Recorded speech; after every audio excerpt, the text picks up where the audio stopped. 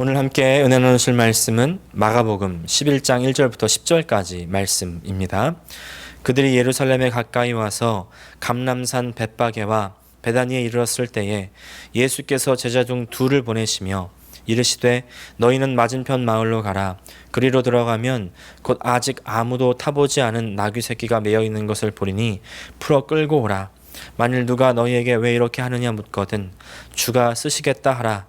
그리하면 즉시 이리로 보내리라 하시니 제자들이 가서 본즉 나귀 새끼가 문 앞 거리에 매어 있는지라. 그것을 푸니 거기 서 있는 사람 중 어떤 이들이 이르되 나귀 새끼를 풀어 무엇 하려느냐 하매 제자들이 예수께서 이르신 대로 말하매 이에 허락하는지라. 나귀 새끼를 예수께로 끌고 와서 자기들의 겉옷을 그 위에 얹어 놓음에 예수께서 타시니 많은 사람들은 자기들의 겉옷을 또 다른 이들은 들에서 벤 나뭇가지를 길에 펴며 앞에서 가고 뒤에서 따르는 자들이 소리 지르되 호산나 찬송하리로다. 주의 이름으로 오시는 이여 찬송하리로다. 오는 우리 조상 다윗의 나라여 가장 높은 곳에서 호산나 하더라.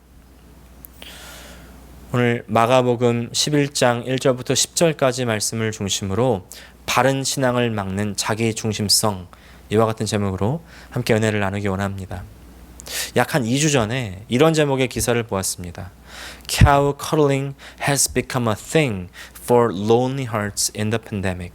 소 껴안기가 팬데믹 시기에 외로운 사람들이 해야 할 것이 되었다 라는 제목의 워싱턴 포스트 기사였습니다.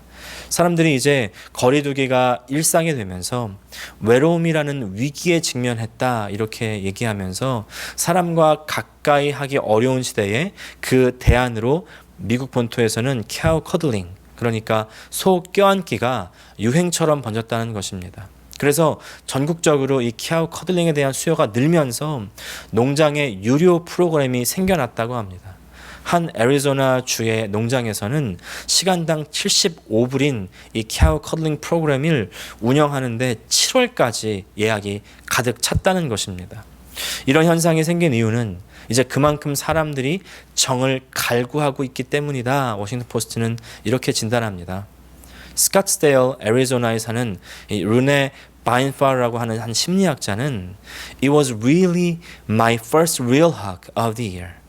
올해 처음 하는 진짜 허그라고 하면서 소감을 전하고요.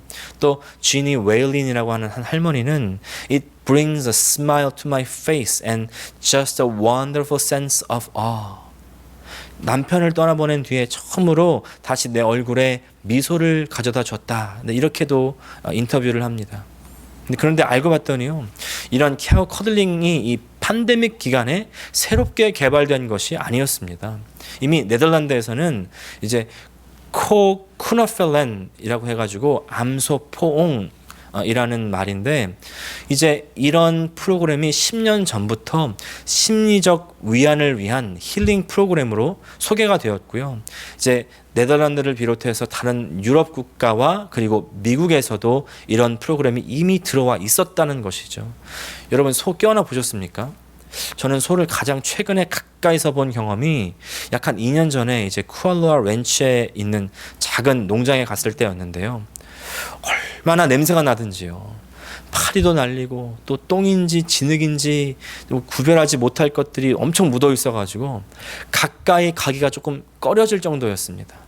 그런데 위로받기 위해서 이 돈을 내고서라도 소를 껴안는 이 사람들이 늘어나고 있는 이런 현실이라는 것이 정말 안타깝기 그지없었습니다. 근데 그런 안타까운 마음이 들던 저의 마음을 정말 뒤통수를 때리듯 한 그런 글이 하나 달려 있었습니다. 한 댓글에 이렇게 달려 있었습니다. 행복 날개 달고 라는 이 아이디를 쓰는 사용자가 저녁은 스테이크는 아니겠지. 또 그 밑에 댓글로 뱅구의 사진관이라는 아이디를 쓴 사람은 살살 녹겠죠. 저녁은 스테이크는 아니겠지. 살살 녹겠죠. 이 말을 듣자마자 머리가 띵한 겁니다. 실소가 나오면서도 한면으로 깨닫는 부분이 있었습니다.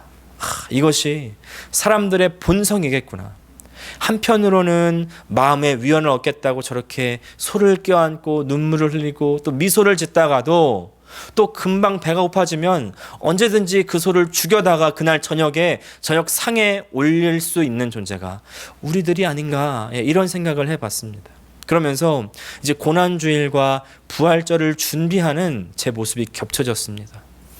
내가 예수님을 이 소처럼 대하는 것은 아닌지, 내가 죽겠을 때는, 내가 어렵고 힘들 때는 예수님 나 살려주세요 막 그렇게 부르짖으면서 막 치료를 애원하고 또 위로를 애원하다가도 혹시 내가 편해지면, 위로가 필요 없고 건강해지면 다시 예수님 거들떠보지도 않고 다시 거부하고 있지는 않은지, 십자가에 못 박고 있지는 않은지.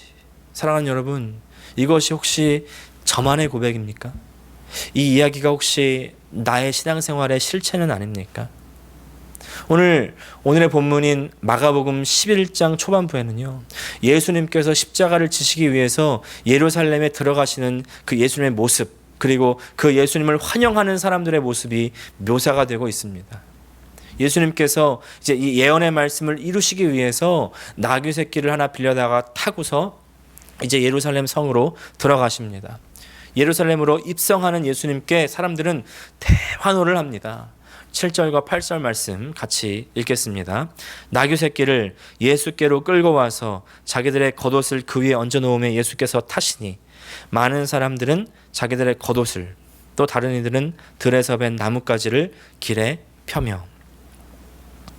이제 예수님께서 나귀를 타고 예루살렘으로 입성한다고 하니까 참 겸손하다, 멋진 말을, 그것도 백마를 타고서 개선장군처럼 그렇게 들어오실 수도 있었을 텐데 어떻게 나귀를 타고 들어오시나, 참 겸손한 리더시다, 겸손한 왕이다. 이 말도 맞습니다. 스가랴서 9장 보니까 새 왕이 겸비해서 나귀, 어린 새끼 나귀를 타고 오신다, 이렇게 예언한 것을 보면요, 겸손의 표현이기도 합니다. 그러나 오늘 조금 다른 방향에서 한번 생각을 해보겠습니다. 예수님께서 나귀를 타고 예루살렘으로 들어오시는 것을 유대인들이 볼 때 유대인들의 머릿속에는요, 즉시 떠오르는 장면이 하나가 있었을 것입니다.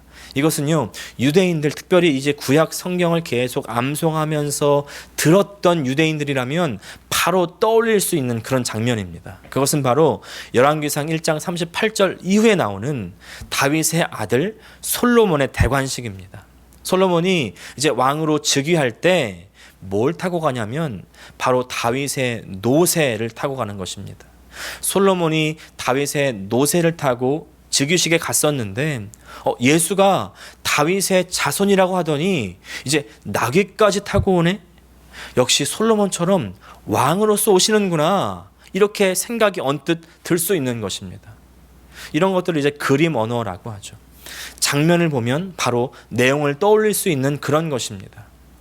굳이 예수님께서 직접 내가 다윗의 자손이야, 너희의 왕으로서 왔어, 이렇게 친절하게 설명하지 않아도 예수님께서 나귀를 타고 예루살렘으로 들어가시니까 유대인들은요, 바로 솔로몬의 대관식을 떠올릴 수 있는 것이죠. 그래서 사람들은 왕을 맞이하기 위해서 자신의 옷을 나귀에도 얹고 그리고 길가에도 펴놓는 것입니다. 나뭇가지도 길가에 펼쳐놓고 또 흔들고 예수님을 환영하는 것이죠. 요한복음에 보면 이 나뭇가지를 종려나뭇가지라고 묘사했는데, 그래서 오늘을 종려주일이라고 합니다. 종려나뭇가지를 들고서 이제 흔들면서 왕의 입성을 환영했다는 것이죠. 그리고 나서 이렇게 찬양을 합니다. 9절과 10절 말씀입니다. 앞에서 가고 뒤에서 따르는 자들이 소리 지르되 호산나 찬송하리로다, 주의 이름으로 오시는 이여 찬송하리로다, 오는 우리 조상 다윗의 나라여 가장 높은 곳에서 호산나 하더라. 이 말씀은 유대인들이 원래 있었던 이 시편을 가지고서 외치고 부르는 것입니다. 시편 118편 25절과 26절 보니까 여호와여 구하옵소서, 이제 구원하소서, 여호와여 우리가 구하옵나니 이제 형통하게 하소서, 여호와의 이름으로 오는 자가 복이 있으며 우리가 여호와의 집에서 너희를 축복하였도다. 그런데 이 118편의 시편의 찬양을 부르는 그 맥락이요, 아주 의미심장합니다. 118편을 학자들은 이집션 할렐이라고 해서 이집트에서 불렸던 찬양이라고 합니다. 쉽게 말해서 이집트의 압제, 그 노예 생활로부터 구원해달라고 간구하는 그런 찬양입니다. 그리고 호산나라는 말 자체가 우리가 간구합니다, 우리를 구원하소서, 이런 말입니다. 유대인들이 이집트에서 당시 이스라엘 백성들이 불렀었던 나를 이 억울하고 답답한 노예 생활에서 건져달라고, 구원해달라고 하는 그 노래를 지금 이 시간에 부르는 이유가 있습니다. 이 유대인들이 지금 현재 살고 있는 그 상황은 사실 정말 힘들고 어려운 상황입니다. 그냥 말로만 어려운 상황, 이렇게 이 표현으로 끝날 수 없는 정말 어려운 삶의 그 삶의 쳇바퀴 가운데서 벗어날 수 없는, 그야말로 지옥과도 같은 그런 상황에서 살아가던 사람들이었기 때문이라는 것이죠. 오늘 예수님께서 예루살렘으로 들어가실 때 이 베다니와 벳바게를 통해서 들어가시는 모습을 볼 수가 있습니다. 왜 우리가 와이키키 비치를 가도 여러 가지 경로를 통해서 들어갈 수가 있지 않습니까? 호놀룰루 쪽으로, 가장 동쪽을 통해서 와이키키 비치로 들어갈 수도 있고요. 아니면 이제 로얄 하와이안 그 뒤쪽으로 해서 쉐라톤 호텔 서쪽 그 와이키키 비치 쪽으로 들어갈 수도 있는 것처럼, 이제 예루살렘 성도요, 여러 가지 길을 통해서 들어갈 수가 있습니다. 이제 그림에서 보시는 것처럼 총 8개의 문이 있는데, 그 중에 오늘 우리가 주목하는 문은 오른쪽 위쪽에 있는 4번 문입니다. 동문이라고도 불리고 금문, 골든 게이트라고도 불렸습니다. 예수님 당시에는 자비의 문이다, 이렇게 불렸습니다. 왜냐하면 메시아가 오시면 이 문을 통과해서 오시리라고 하는 그 전승을 유대인들은 믿었기 때문이고요. 그래서 무슬림들은 이 예루살렘 성전을 정복하고 난 뒤에 메시아가 오지 못하도록 문을 완전히 막아버렸습니다. 사진에서도 보시는 것처럼 문이 완전히 막혀 있죠. 이미 메시아가 1500년 전에 이미 통과한 것을 모르고 이제 슐라이만 대제는 1500년대에 그 문을 막아버립니다. 그런데 예수님께서 이제 그 베다니를 지나서 벳바게를 거쳐서 들어가신 그 길을 보면요, 그 밑에 기드론 골짜기가 있습니다. 기드론 골짜기를 거쳐서 지나가시는데, 기록에 보면 그 기드론 골짜기에 사는 사람들은 하층민 중에서도 아주 최하층민입니다. 예루살렘 성전을 이 3D 입체로 이해하면 조금 더 실감나게 상황을 볼 수가 있습니다. 예루살렘 성전 그 동쪽 면에 동문이 있고, 또 골짜기를 따라 조금만 남쪽으로 내려가면 이제 똥과 오물들을 처리하는 분문, 덩게이트, 그야말로 똥문이 있습니다. 지금도 이제 그 쓰레기를 태워서 처리하지만요, 그때도요, 쓰레기와 오물, 그리고 잘 장사 지내지 못했던 그런 시체들, 그리고 제사하고 난 뒤에 남은 그런 동물의 사체 폐기물들, 뭐 이런 것들은요 다 모아서 태우는 겁니다. 근데 그 태우는 냄새가 아주 지독하고 좋지 않습니다. 기드론 골짜기와 이제 흰놈 골짜기가 만나는 그곳 이제 그곳에서 모든 것을 다 태우는데, 그 태우는 곳을 게헨놈이라고 부르고 게헨나라고도 했습니다. 바로 지옥이라는 뜻입니다. 이 사람들은 그야말로 그 지옥과 같았던 그런 곳에서 살았던 사람들이라는 것이죠. 닉 페이지가 쓴 가장 길었던 한 주라는 책을 보면 이 사람들이 기드론 골짜기 밑에 다리 근처에 판자로 집을 짓고 5사람에서 10사람이 한 방에서 살면서 어려운 생활을 영위하는 모습을 잘 그려냅니다.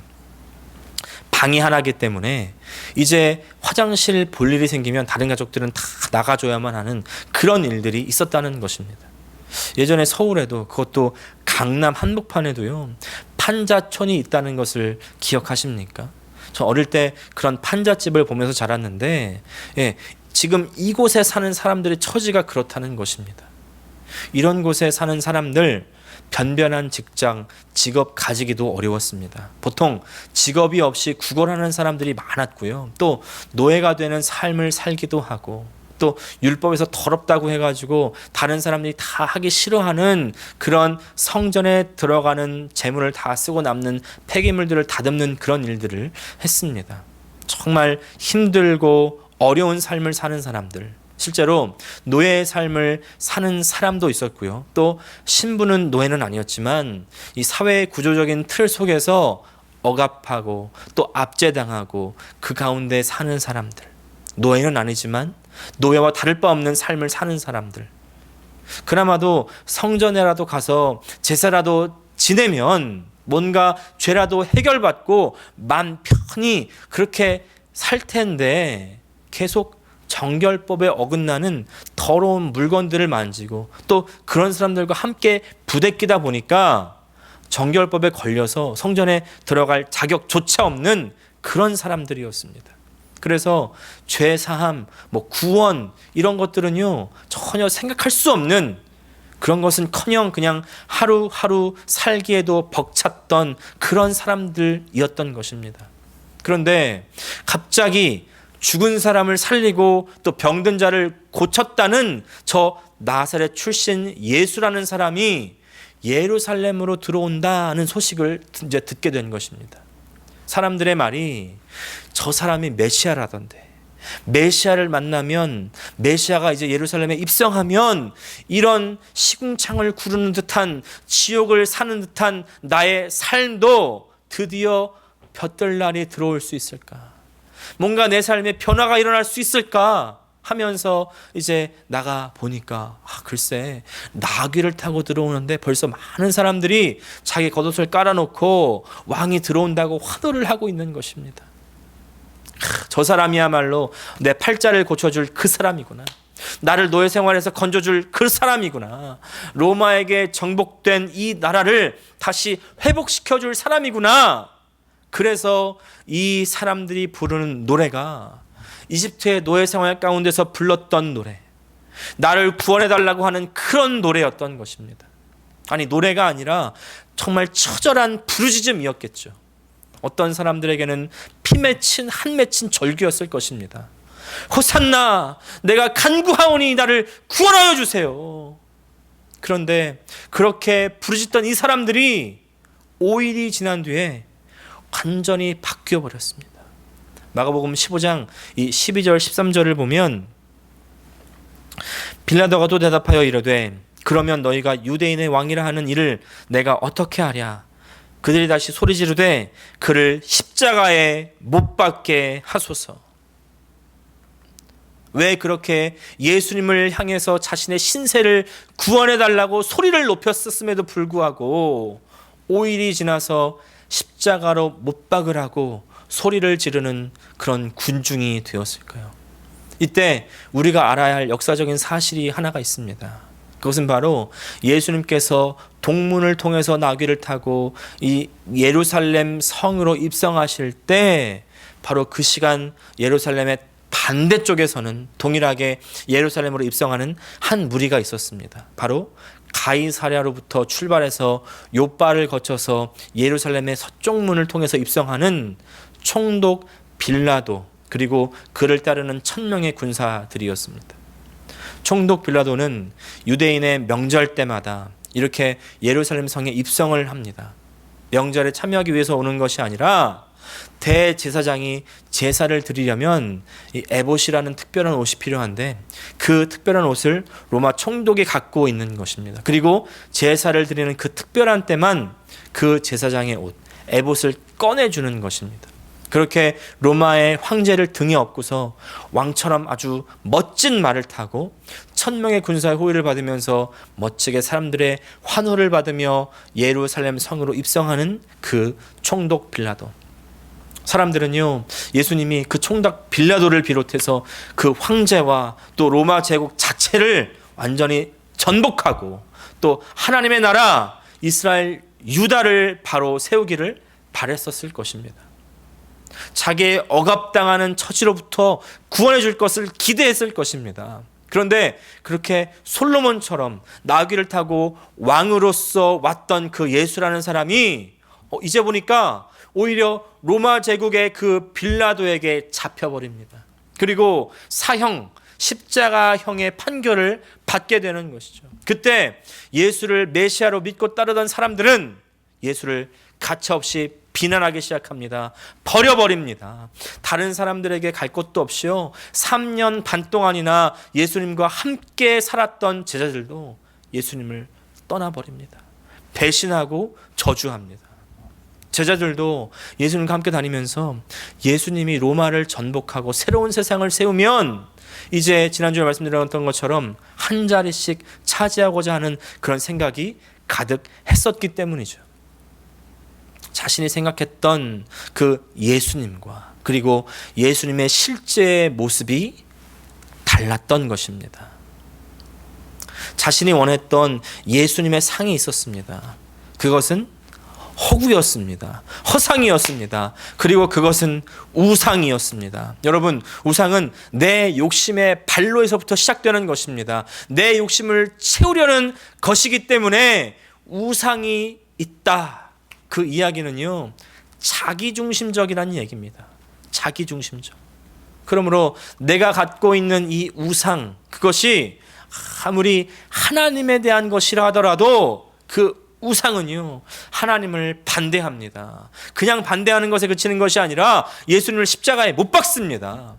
사랑하는 여러분, 내가 원하는 신앙의 그런 모습, 신앙의 결과가 있습니까?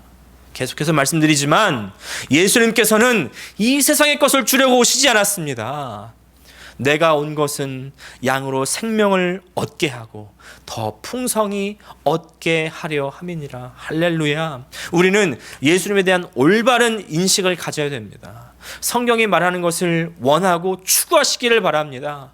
질병에서 치유받고 평안한 마음 얻는 것 중요합니다. 이 세상에서 잘 사는 것도 중요합니다. 이 땅에서 복 받는 것도 필요합니다. 그러나 더 중요한 것은 하나님의 나라에 들어가는 것입니다. 그것이 예수님께서 십자가에 달리신 이유입니다. 죄의 사슬을 끊고 천국으로 가게 하시기 위한 것입니다. 사랑하는 여러분, 내 안에 하나님 외에 다른 모든 욕심을 다 비우셔야 됩니다. 버리셔야 됩니다. 비우고 버리는 길, 그것은 하나님의 것으로 내 마음속을 채우는 것밖에 없습니다. 그래야 내 욕심이 비워집니다. 버리는 것에 대한 정말 너무나 멋진 글을 봤습니다. 가을이 되면 낙엽이 집니다. 사람들은 모두 낙엽이 떨어진다고 합니다.